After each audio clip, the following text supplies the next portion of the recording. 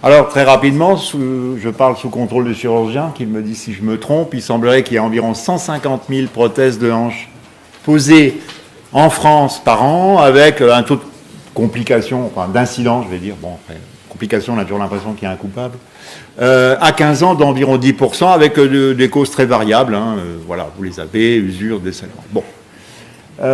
Il est clair que, en gros, tout ça finit par se manifester par des douleurs et puis une prothèse qui devient donc sensible et une dégradation fonctionnelle. Et la plupart du temps, c'est quand même réglé par le chirurgien, par la clinique et puis quelques examens radiologiques simples.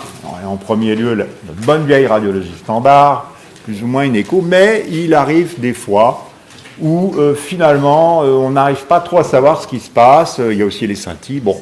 Et la première question qu'on peut se poser, mais est-ce que finalement, d'abord, est-ce qu'on peut faire une IRM avec une prothèse? Parce que vous savez que dans les questionnaires, avez-vous une prothèse? Oui, non. Alors, on n'aime pas trop les choses métalliques dans un aimant. Pourquoi? Parce que potentiellement ça peut s'échauffer, mais ça c'est pas très grave sur les champs avec lesquels on travaille. Mais c'est que ça peut bouger. Alors, un corps étranger intraoculaire pour quelqu'un qui a travaillé dans les métaux, il n'y a pas de fibrose autour qui va le fixer. Et ça peut se mobiliser, c'est donc dangereux. Donc ça, on n'aime pas ça du tout. Et on n'aime pas non plus l'électronique, comme les pacemakers, bien qu'ils deviennent maintenant compatibles, jusqu'à un certain point, avec les IRM.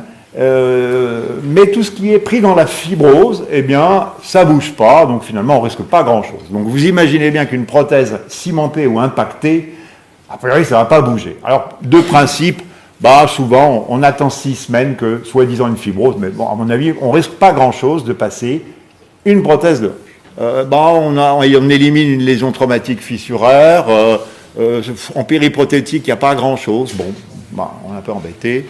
Et là, on fait quand même, finalement, je lui dis, viens, on fait une IRM. Et quand on fait l'IRM, alors là, regardez, qu'est-ce qui se passe? On a un os,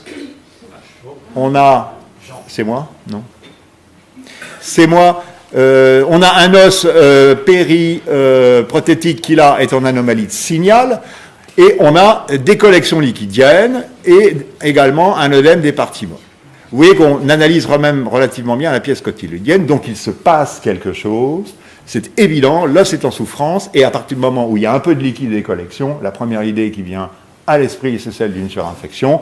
Et à la reprise, le chirurgien m'a dit, c'est probablement un peu imagé, mais il m'a dit que le cotyle était décellé et m'est tombé dans la main.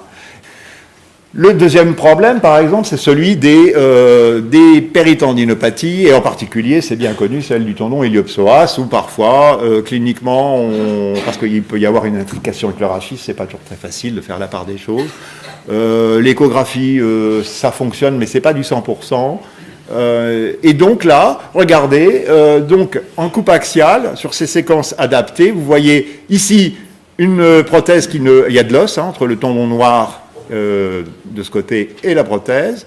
Et alors que là, regardez, qu'est-ce qu'il y a? Eh bien, il y a un petit débord prothétique et vous avez un tendon iliopsoas déformé en banane. Là, vous êtes absolument certain qu'il y a un conflit prothèse-tendon.